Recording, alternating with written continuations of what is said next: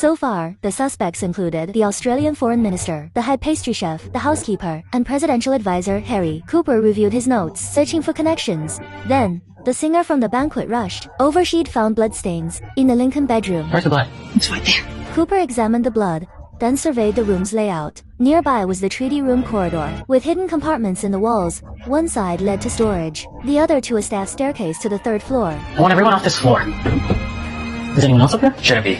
Hearing noise, he pushed open a door and found someone who shouldn't have been there. Man who'd just fallen off the bed. Agent Trask, who'd allowed him to rest there, admitted he'd quietly let two friends use rooms, thinking keeping everyone on one floor was too harsh. Cooper was exasperated. No one followed protocol. The case would never be solved. Then, security footage revealed a third uninvited guest. An Australian industrialist seen earlier with Harry, plotting in the treaty room. Him sitting with the Australian. The housekeeper had spotted him sitting with the Australian delegation. They seemed to be negotiating a secret deal with North Korea.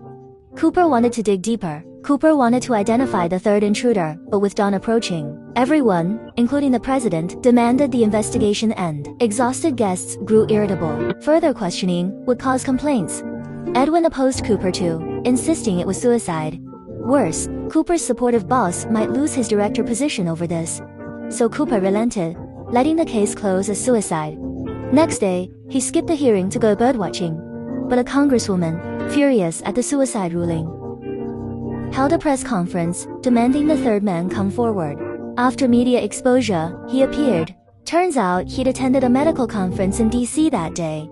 At a bar afterwards, the bartender mistook him for an Australian delegate and handed him the bill. The drunk delegation then dragged him onto their bus to the banquet. After wandering into the wrong bathroom on the second floor, he fled when a guard dog startled him. After that, I just left. You left the party early? Yes, sir. You walked out the front of the White House? Yes, sir. And nobody stopped you? No, sir. Everyone was stunned, including Cooper, who was watching the hearing live. He immediately called the boy Wuxi to verify. I guarantee no one exited through the White House's front door. The third man was lying. Cooper quickly contacted Edwin. Ask him these questions for me. Did you leave out the front door of the White House? No.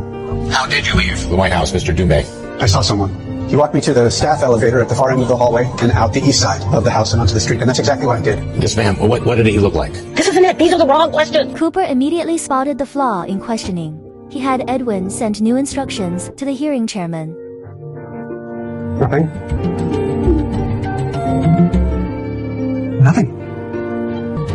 When I came out of the living room, I looked down the hallway and I saw him dragging the body out of the yellow oval room. The truth was finally within reach. Cutting his birdwatching trip short, Cooper rushed back to Washington, ready to have the third man identify everyone he'd seen that night.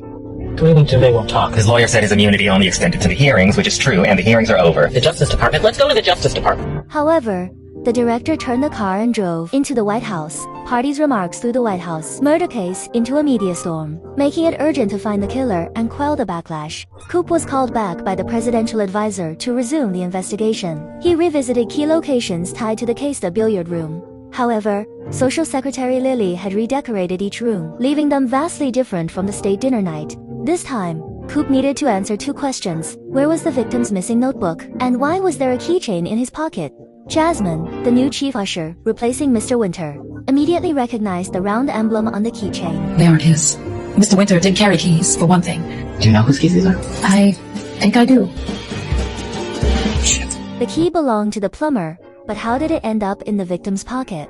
The plumber claimed he wasn't supposed to work that day, but got a sudden call from Mr. Winter to fix a clogged toilet in Tripp's room. Knowing the president's brother was a reckless troublemaker, he stayed after the repair, worried he'd cause more chaos like the time. Tripp dumped 10 pounds of salt down the drain, requiring 6 people 2 weeks to unclog. In the yellow oval room, the plumber ran into Social Secretary Lilly, but that wasn't unusual heed, and multiple witnesses confirmed their encounter. However, this happened during his second visit to the room. Actually, he had already found Mr. Winter earlier, but the chief usher was arguing with someone. Worried something might happen, he went back later and ran into the plumber. The person arguing with Mr. Winter was Elsie, a White House maid with over a decade of service.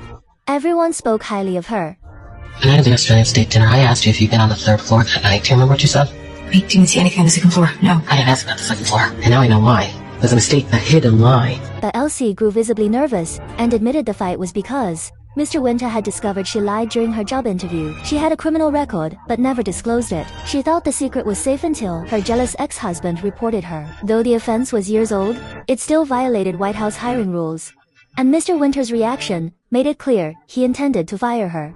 I want you to go finish that work in the Lincoln bedroom. And then I want you to go home and come and see me in the morning. No, Mr. Winter, please, I am... Elsie panicked for a moment, as she still had her school-going daughter to take care of, noticing his unsettled state, and also learned about the argument between Elsie and Mr. Winter. However, in Elsie's account, the story changed. She claimed she had gone to Mr. Winter's place to discuss the lie once more, but upon entering, she found him collapsed on the carpet. Terrified, she immediately ran out. Shortly after, she received a call from the plumber. So, which of the two is the real murderer? Coop opened the camera and found the photos taken during their initial interrogation. Suddenly, he noticed that Elsie's necklace and the charm on the plumber's keychain were actually a matching couple set.